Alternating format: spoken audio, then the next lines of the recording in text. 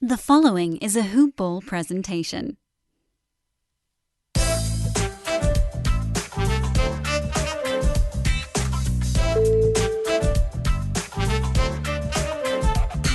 Greetings, everyone, and welcome to episode 5 of On the Fly, the official Pelicans podcast for hoopball.com, providing in-flight insight for all Pela fans out there. I'm your host, Nick Garisco, and as always, I'm here with Pelicans expert Michael Pelichet, and today we're joined by our second special guest in our podcast's infancy, and he's Jake Madison. You can find him on Twitter at NolaJake. Jake's the host of Locked On Pels. That's his own Pelicans podcast you can check out by visiting lockedonpelicans.com. If you just can't get enough Pelicans coverage, that is. Jake has been around the team a lot in the last few years, and he should provide some interesting information in today's episode. And we'll get into training camp nuggets and preseason takeaways. But first, let's introduce Jake here. Jake, thanks for coming on the fly today. Of course. Thanks for having me on. You guys happy to come on and talk some hoops?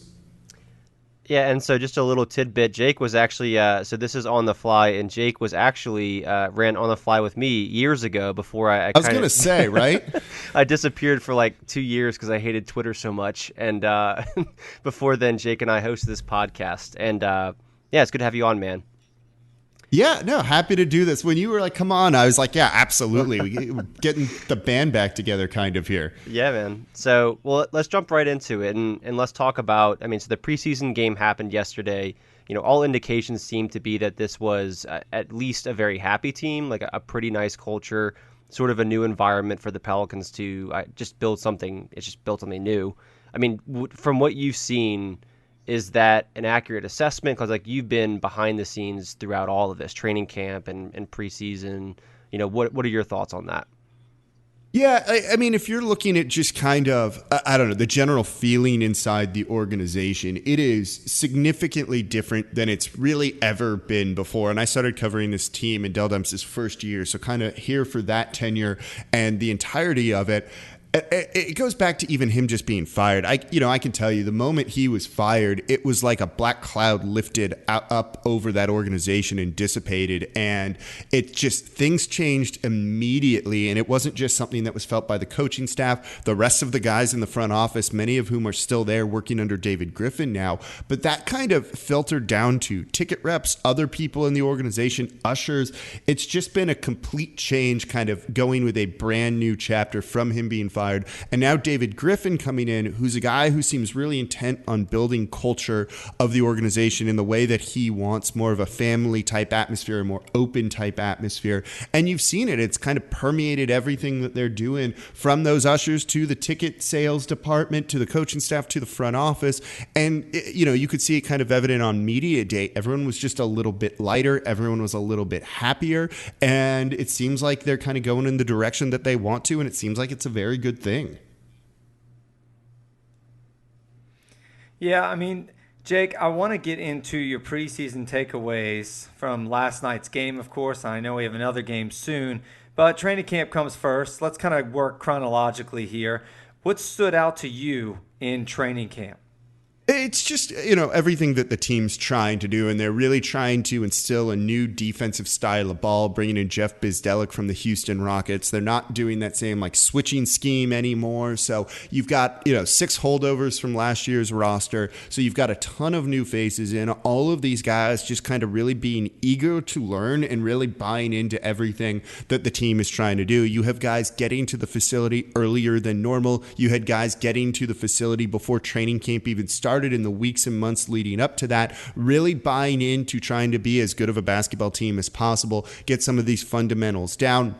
And you kind of see them in training camp, really going through the defensive drills. There's more coaches on this staff than there ever have been before. They basically have a coach for more or less each player. They're kind of getting in the mix of it, and it creates just this different atmosphere than we've seen before. Obviously pushing the pace and doing drills on how to get out in transition and play as quick as possible has been a big point of emphasis for this team. Played about 18% of their offense in transition last year. They want to blow that number out of the water, and seeing kind of the coaching staff try and instill that from the get-go and drill those fundamentals down to this team, I think has been really intriguing.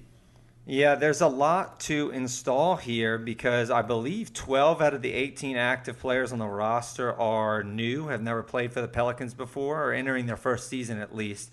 I believe that number's correct. So obviously, there's a lot to work out from a chemistry standpoint.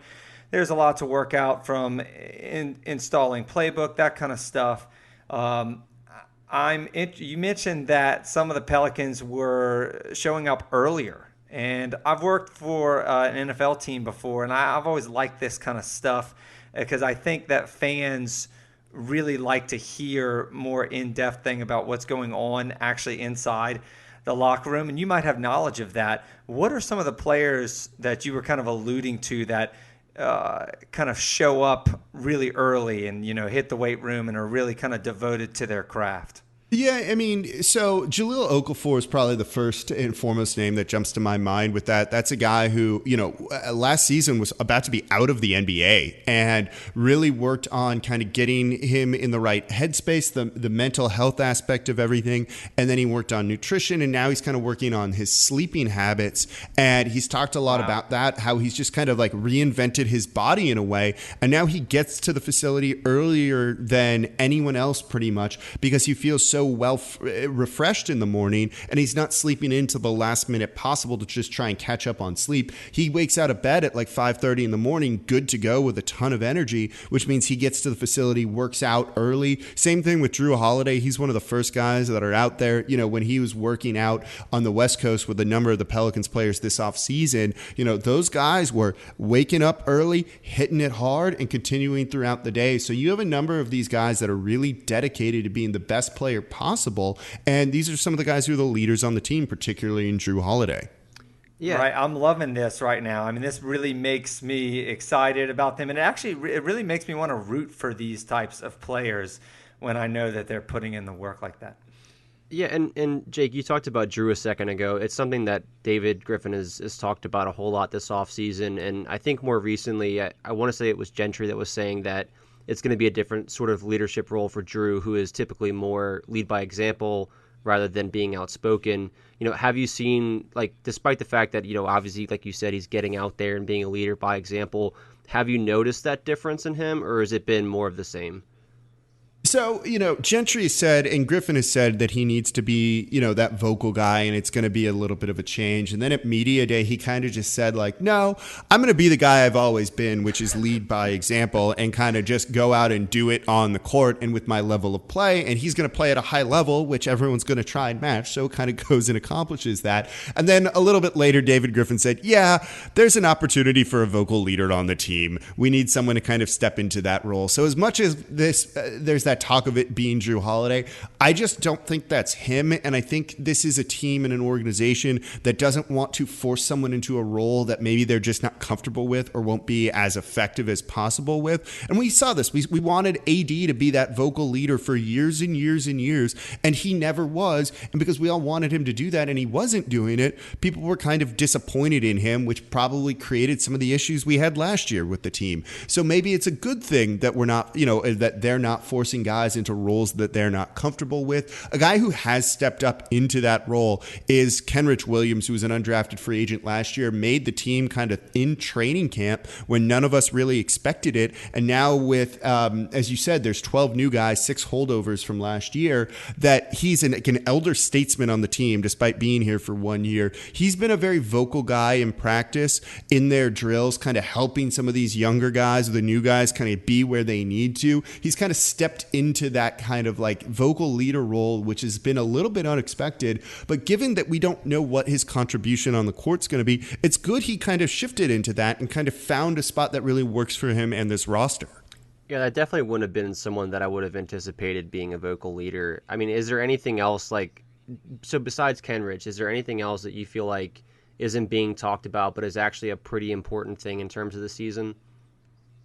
I mean, sure. There's certainly like a number of different things. It's talked about, I guess, the Duke contingent. They have 5 guys there, and it being a brotherhood, and they talk about it openly and often. I think is really a big thing with all of these guys kind of transitioning to this team or straight up transitioning to the NBA. Having anything that makes that easier for Zion Williamson, I think, is a big thing, and that kind of goes for him developing chemistry off the court with guys like Nickeil Alexander-Walker, Jackson Hayes. And all of those 3 rookies hanging out, acting like they're a recruiting class, having so much fun off the court. They really feel that by getting to know each other well off the court, it's only going to lead to greater success when they're all on the court together, which maybe you won't see from those 3 guys all that often, but it should translate to some success. So overall, I think just kind of the culture that they're building here that really starts at the top with David Griffin referring to this as a family has been a really big thing. The other thing, I think, David Griffin gets a lot of the credit here, and as he should. He's in charge of the basketball side of things, but there's only so much competitive advantage you can get on the court over other teams because there's a salary cap and different things like that. But one competitive advantage which goes unchecked, which you're really seeing more and more in the NBA, is ownership. And you have Gail Benson investing into this team more so than she ever has before, and more so than a lot of other owners in the league. David Griffin coming in was not cheap at all. This guy's probably making an exorbitant salary, which he probably deserves. The renovations to the practice facility, which is only about 5 years old, was about $10 million. Look at all the new coaches that they've hired who have Hall of Fame on their resume. They're not coming cheap. Imagine all the equipment that's got to go in now and everything kind of involved with that and trying to make this a destination. And you have ownership putting money into the team and staying away and not meddling with things which maybe they had been a little bit to a degree before. And you're seeing kind of that breed success here as you've got a basketball guy running everything. Look at the Knicks with James Dolan, who didn't want to hire David Griffin because he thought Griffin shouldn't have final say on all basketball related moves because maybe James Dolan himself knew a little bit more than David Griffin. That has not worked out for the Knicks. So seeing ownership kind of invest into this team, buy into this team more so than they ever have before, which is somewhat of a blessing in disguise from the Anthony Davis trade requested fiasco, which kind of woke up ownership, I think has been a really big thing. And that more than anything else might be what leads this team to sustain success. Right. Yeah. We talked about that on the last podcast, actually, where we were talking about how they brought in trainer Aaron Nelson, and there were all kinds of different things that management, even up at the very top, I mean, Miss Gail Benson there, has done to put this team in a position to succeed. It sounds like to me that this Duke kind of joke that's going around New Orleans right now is kind of making it into the locker room. And maybe it's more than just a little inside joke. Maybe it's something, like you said, anything that can develop chemistry is good. You mentioned the 3 rookies. Zion Williamson called it on media day, he called it a college tour between Jackson Hayes, and Nickeil Alexander-Walker. I'm interested in the expectations you have for the latter 2, Nickeil Alexander-Walker and Jackson Hayes. I know they will be brought along more slowly than Zion, obviously, but I'm interested to see what your expectations are on those 2 players this season. Yeah, I think it kind of falls in line maybe a little bit with what the Pelicans kind of have as an expectation. I was high on Jackson Hayes going into the draft in a mock draft I did for the Locked On Podcast Network. I took him after I hypothetically traded away Anthony Davis with a first-round pick I got back from the Celtics in that because I was so excited to pair him and Zion Williamson together. But he's raw, and we all know he's raw, and there's a reason David Griffin said that this year was being looked at as maybe a bit of a redshirt year for him, where he will spend some time in the G League or really just kind of maybe growing into his body a little bit more, developing some of those baseline skills you need to really be a successful player in the NBA, like a jumper or a back to the basket game, something he doesn't have either of those right now. But then you kind of saw him in Summer League, and man, that dude has so much energy. You might need to give him more NBA minutes than you were expecting because he brings that to the court and it's kind of infectious. Cheick Diallo was not a good player for New Orleans the past couple of years, and that's why he's no longer with the team. But that guy kind of brought something when you threw him out on the court with the energy he provided to his teammates, whether it was 3 or 4 minutes and that's all he was playing. And there's something to be said to have a guy who can kind of do that. And I think that could be that role that Jackson Hayes plays this coming year. For Nickeil Alexander-Walker, I think the expectations are a little bit higher, and he's probably got very high expectations himself. He's coming in to take somebody's minutes. I don't know if he's ready for that. And in the first preseason game we saw, the scoring was there, but the passing wasn't. And if he's looking to get that backup point guard role, he can't be having 4 turnovers in a game, only 1 assist, because he's trying to pass through 3-4 pairs of arms, which is only going to lead to a turnover. But he is gunning for a solid rotation spot. And I think by the end of the season, you'll actually see him in that. He's a very good shooter, but he can create for others by also attacking the basket. One of the things that really stood out to me in Summer League with him was he can finish around the rim with both his left and right hand. He's pretty ambidextrous with that, which really creates open shooters, whether it's in the corner or behind him for kick-out passes. I think he could create a lot for others, create some easy offense, and create some spacing that way too. Yeah, and Jake, so you're talking about some of the younger players, and I'm very curious to get your take on this because you're an LA guy. So you've probably watched Lonzo and Ingram a good bit, and Hart maybe as well, when they were over for the Lakers. Who was your favorite player in that trade? You know, I think I kind of fall in line with everyone where it was Lonzo Ball. You know, the jump shot's not there. There's a couple of other issues that could really creep up and really hurt him. But, man, the defense that he can bring to the team is very good. He's a very solid rebounder for the point guard position, which for a team that wants to push it in transition where you just grab a rebound and go, having him be the guy that gets that rebound and then starts that transition, starts that fast break, I think does wonders for some easy offense for this team. And they're kind of playing then that Gentry style of offense that they want. So I'm big on him from those two perspectives. He seems like a guy who can really understand where his teammates want to get the ball too. And I think that's sometimes an underrated aspect of being a point guard. Chris Paul was excellent at this. He knew where David West wanted to get the ball, not just on the court and the spots that he wanted, but where in his body to make that shot just a little bit easier, where he starts his gather for a jumper. Lonzo kind of strikes me in that same vein too, that he's such a smart guy. He can make everyone's life easier by just playing some smart basketball and making some really smart passes. The jumper's a concern. The form has looked good-ish in training camp so far, but it's still drifting over to his left side, which has been a big issue with that. But the release is significantly quicker. I'm worried about his free throw stroke. This is a guy who shoots sub 50% from the line. That's horrible. He doesn't drive to the basket nearly enough, and I think it's because he's too afraid of getting fouled and going to the free throw line and missing this. This is a guy who had 5 drives to the basket per game last season. That's the same number as each one more. That's not going to get it done in this offense. That's not really going to get it done in any offense. And you don't want to be stuck playing 4-on-5 offensively because teams are sagging off of him, just not respecting his offensive game. But man, he just drips in potential. You saw it in the first preseason game against Atlanta. He's got some instant chemistry with Zion Williamson. And so if you can throw them out there with the defense Lonzo provides, you know, and it frees up Drew Holiday just to be Drew Holiday, which we saw against Atlanta too with 21 points, I think that's huge for this team overall. Yeah, and it's funny you talked about basically his shot form and how it might drift over to the left more than they'd like it to. It's sort of an interesting position because the shooting, clearly, like you said, is going to be a problem if it sustains the way that it has early in his career.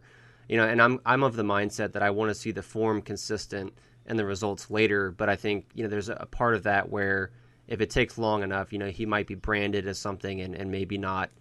You know, maybe that'll affect him in ways that we really wouldn't want. I mean, do you see this as something that's going to be a long-term issue, or do you, like, if you were betting man right now, like, what would you say the percent chance is that he, you know, within 3 years develops a respectable outside shot? You know, I guess it kind of depends on what you think respectable could be. Like, he very easily could shoot 36, 37% from deep this year. You know, he shot 3 of 8 against Atlanta, including that one nasty step back that he had off the dribble, which was pretty great to see. Like, that's fine. And he took pretty high volume in that game too. 8 3-pointers is something that if you hit 3 of them, it's not 40%, which is probably the number you really want to be going after. But it's enough of a volume that maybe keeps defenses on honest, like, oh God, this guy can actually hit some of these. He's going to take 8 of them. If he hits 2 or 3, that could kind of change the game in the Pelicans' favor. We've got to guard him out on the perimeter, and that opens things up for Zion a little bit more. And so I think it's kind of a combination of the percentage, but also the volume. When you have a guy who's a really good 3-point shooter, but they only take 2 a game, I don't know if that bends the court with the same type of gravity as someone who maybe shoots a little bit less from deep, but takes significantly more volume. And so I think that's kind of trying to find the right balance between the two is really important for Lonzo. Redoing his shot and retooling it and relearning it, which is the way he's described it, is not an easy thing to do. It takes a ton and a ton of reps. And now you're going to be in the season where your legs are going to be tired. You get practices in between games if you get that at all. And it's not as easy to keep that form consistent. We've seen him try to keep it consistent, but it keeps in the middle of games and in the middle of that scrimmage they had at the open practice, drifting over to the left where it blocks his vision, where he gets the guide hand on that ball way more than he should because he's got it in such of an awkward spot. So I don't know if he's going to be, an elite outside shooter. As long as he can be decent enough with the right volume, though, I think it'll work in this offense for what they're looking to do.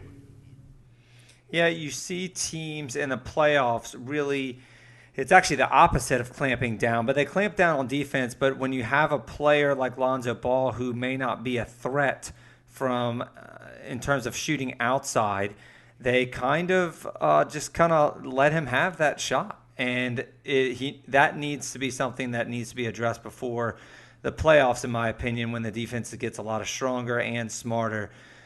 You don't want to have Lonzo Ball just kind of sitting there like we saw last year where teams were kind of daring him to shoot. The Pelicans did it to him. He, I think, was like 3 of 15 in a game because they just went like, go do your thing, man, and just played 8 feet off of him, and he didn't beat them. And that's exactly what, and that's probably the game I have stuck in my head, right, that I've seen Lonzo Ball. But last night, I mean, hey, it's preseason. You want to use that time to be working on your stroke there. And last night, only 9 points, but like you said, 8 3-pointers. I love that he's working on it. He seemed to shoot a lot more without hesitation, which is good. And he fills up the box score in other ways. There's 7 assists, 5 rebounds, 1 block shot. That was all in 25 minutes. So we've talked about Lonzo here. Let's talk about Drew Holiday's game a little. He played 18 minutes last night against Atlanta. 21 points. He was very efficient, 7 of 9, 4 of 4 free throws, 3 assists, 2 blocks, 1 rebound, 1 steal, 3 3-pointers.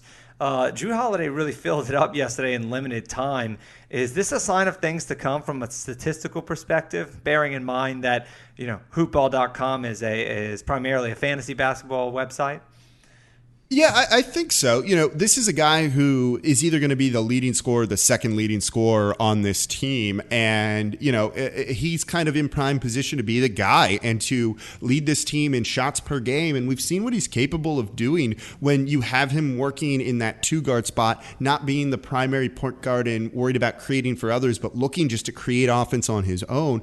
And he does a really good job. Go back to the Portland series 2 years ago where the Pelicans swept the Trailblazers in the first round. And one game, I think he scored 34. In the closeout game 4, he had over 40 points in that one, or it was 40 exactly. This is a dude who's capable of getting to the cup and scoring. And if his 3-point shot is a little bit more consistent, the past 2 years, it hasn't been great, hasn't been horrible, but it certainly hasn't been good. He can really, be that go-to scorer. I think in the playoffs, he was taking 23, 24 shots per game, basically tied or beaten out AD by 1 or 2.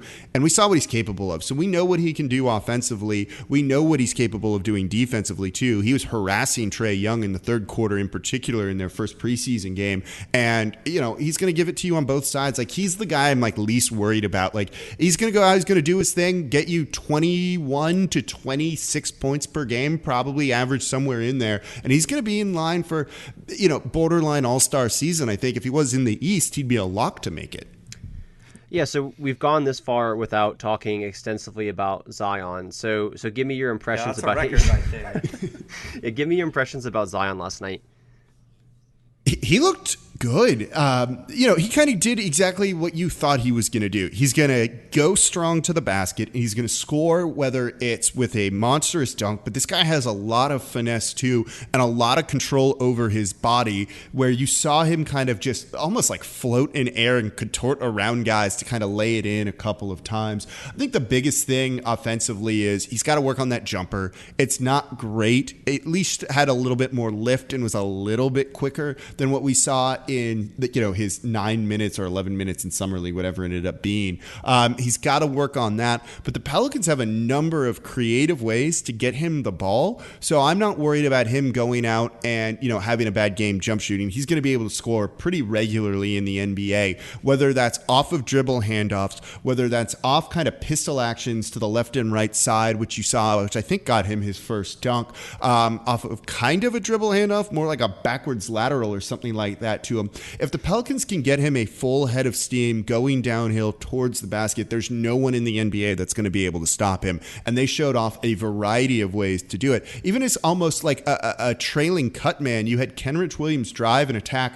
3 guys converged on him, and he just kind of turned around, and Zion was right there, already had taken 2 or 3 steps, gotten his momentum going. Kenrich kind of tossed him the ball, and just you've got to get out of Zion's way at that point. And so they have a number of ways they're going to be able to create very easy offense for him. He looks very good in the pick and roll with Lonzo Ball. I was surprised at the screen setting and how good that was for him for a rookie, but this is a dude who, is 6'8", I guess, in shoes, 6'6" without, and is huge. As long as he stands there, no one's going to be able to knock him over, and he should be able to set some pretty good screens. So overall, I thought that was going to kind of be what you expect out of him offensively and what we're going to see from him kind of all year long. Defensively, he was a little bit lost at times. I think part of that's because they're integrating that new defensive scheme that, he's also a rookie. So all of these guys were kind of lost defensively at times. That should come. He has all the tools to be really, really good. And so, yeah, I'm pretty excited for it. And I thought that's just kind of like a perfect encapsulation of what we're going to see this year from him.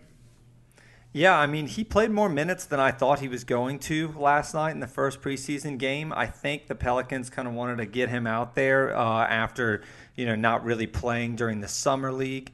28 minutes is pretty much almost a full game for Zion Williamson, and it might even be. 16 points. He was 6 of 13 field goals, 4 of 7 free throws, 7 rebounds, 3 assists, 3 steals. And I think he actually played more minutes than any other Pelican player last night, which was I thought was pretty surprising, just because you always try to preserve your precious jewels, I guess, in the preseason, where you don't want to overextend them pretty much. But yeah, he had a couple of highlights. I was pretty impressed with Zion, and like you said, it was pretty much what we expect to see. One thing that I loved just watching him that I've never really talked about before on this podcast, but it's just one of the little things that Zion does that I really love, is that he, how when you're playing and you're a kid, and one of the things that everybody teaches you, or all your coaches teach you, is to follow your shots. That's done less and less in the NBA now because of such fast transition. It can kind of put you out of position. Like I know Russell Westbrook, of course, will follow his shots, but I love how Zion will follow his short shots, and when he knows that they might miss, he really crashes the board aggressively, and that's something, he times those jumps perfectly, and that's something I noticed he did a couple of times last night when he threw up a shot he thought he might miss. He either was able to get his own offensive rebound or get very close to it and at least contest for it. And I'm just always very impressed by somebody with that type of hustle. He's a guy that's going to be a monster on both the defensive glass and the offensive glass. And just with his athleticism and strength, and like this dude has instincts like I've never seen before in an NBA player. And that's what I think is going to really lead him to a lot of defensive success. He can just get around anyone trying to box him out with the quickness, or he is so good at timing his jump, he'll just grab it over you and kind of risk a foul with that. But man, it's just impossible to try and keep this guy off the offensive glass or the defensive glass. He's just a monster, really. It's like the best way to put it. Yeah, what were your impressions on Melly? Man, so I was really high on him after the open practice that the team had. And look, you shouldn't read too much into that. There was like no defense being played at that scrimmage, but he just moves like an NBA player, I think is the best way to do it. Like you just watch him and you're like, yeah, that guy's doing all of the things you want to see from him. His shot wasn't falling at all in the game against Atlanta. He was 1 for 6, or he's 1 of 6 from deep and was worse shooting than that. And he had a plus minus of like plus 26, plus 29, which you don't want to read too much into in preseason, but he's clearly doing something that has a very positive impact, and it just jumps out at you. He's a guy that's a pretty good rebounder, so if he grabs a board, he's got kind of those Euro big handles where he just goes, okay, I'll go up the court now and we can start our offense and get into either early offense in the half court or try and push for a fast break. When the ball gets to him, he feels comfortable trying to pass. At media day, he said he likes to try and be a second point guard, so you never feel like the offense is going to stall when the ball hits his hands. He should have a three-point shot, having been a great player, great shooter in Europe. Overall, like there's just a ton to like from him. He's shockingly funny too. He was all into it as well at the open practice, singing the song that all the rookies had to. And this is a 28-year-old rookie in the NBA, but he's been a pro for 13 years, so he's not quite on the same level as some of these other guys. I don't know, like that could be one of those signings that ends up being really, really good for New Orleans, even if the stats don't jump out at you. But also, I think it could pave the way for some really great success in the future. And David Griffin alluded to this, and it's something that Trajan Langdon is really good at, and that's scouting overseas. And it seems like those Euro-type players just feel very comfortable and at home in New Orleans, and they want to kind of develop a pipeline for those guys when they come over to the NBA to come over to the Pelicans. And if Melly can kind of be the start of that, I think that's going to pay off, years down the line for New Orleans and consistently. Yeah, he was bigger than I thought too. Yeah, and you had mentioned, Jake, you had talked about how like you don't want to go wild based on a preseason game, but I'm curious, given that you did watch the preseason game, given that you did watch the open practice and you've been around a whole lot, from what you've seen so far, what are your expectations for the Pelicans this year? It's tough because the Western Conference is like freakishly hard this year. And basically, I think the only team you can count out fully would be the Memphis Grizzlies, maybe the Phoenix Suns, but their roster's improved and they should have a decent head coach, at least in Monty Williams. So that kind of complicates things a little bit here because you're just not going to have very many easy games. The Pelicans' schedule to start the year is pretty tough. And with so many new faces on this team, they're still going to be trying out a lot and trying to figure out what works and what's going to be successful, which means you're going to see some wonky lineups out there that probably play way too many minutes, but they're just trying to get enough data, and enough film to kind of figure out, does Zion need to be paired next to Derek Favors, or is he better paired next to a stretch big like Nicolo Melli? So you're going to see some weird things go on, and I think that means they're not going to get off to the best start. Their defense is going to take a while to come together too. I think they're going to be a significantly improved team at the end of the season. I just don't feel comfortable putting them into the playoffs just yet. That's why that Vegas over-under of 38.5 wins kind of feels right to me. I lean towards the over on that if things go really, really well and some of these guys come together a little bit sooner rather than later. But man, it's going to be tough. Like, maybe they're a playoff team. I don't think so. But I think they're going to be a team that has a really bright future that you feel really good about at the end of the year. Does that make kind of some sense? Yeah, definitely. I mean, yeah, that's pretty much exactly how I felt about the team and said on a previous podcast. I believe it was episode 3. I think we're slightly above our Vegas over under right now, and I'm not as ambitious to put us in the playoffs yet as a 7 or 8, but I do think we'll finish right on the cusp around 9 or 10. And I know that doesn't sound great at all, but you mentioned it's the Western Conference. It's just stacked. I mean, it's probably never been better than it is right now, and it's just unfortunate that the Pelicans, while they are doing a lot of positive things, not only will it might take them a year or two to gel, but also it might take a year or two just for the Western Conference to maybe get a little bit worse. Yeah, I think that's a fair way to put it. Like, it's more wide open than it's ever been, but it's also wide open because there's so many good teams. Not that just the Warriors aren't as dominant as they've been in years past, which is probably going to hurt a young team that's still coming together like New Orleans. Yeah, and so and I'm the only optimist Mike. here. So when we had Schmidt on, he was apparently. saying, "Yeah, y'all three, so you, Schmidt, and Nick, were all like, we're not making the playoffs, or we don't think that that's necessarily the baseline for it." And I'm like, I'm above that. I'm a little bit more, I guess, of a homer than y'all are. So I'm, I thought I was skeptical, but maybe I'm not. Well, no, hey, we hope that you're right. We would like to be Certainly, wrong. yeah. Well, I hope that I'm right. I'm hope that I'm So- right, regardless of whether or not it like is with Pelicans winning or not. But anyway. Yeah, I'm excited for the season. And Jake, I think that's going to wrap up this week's episode. Thank you so much to the audience for tuning in to On the Fly, the official New Orleans Pelicans podcast for hoopball.com, in-flight insight for the sharpest Pela fans. And thank you so much to our guest, Jake Madison. You can find him on Twitter at NolaJake. I don't know how he got that Twitter handle before anybody else. That's very impressive right there. That alone should be a reason you should follow him. But he's also on the Locked On Pelicans podcast. All you have to do is Google Locked On Pelicans podcast, and you will find that immediately. Remember, if you like what you heard today, please subscribe to On the Fly and give us a 5-star rating on iTunes. You can also follow me and Michael on Twitter at Mike_Pelicans, and I'm at Fantasy Law Guy. Please tune in next week and block up, Pela fans.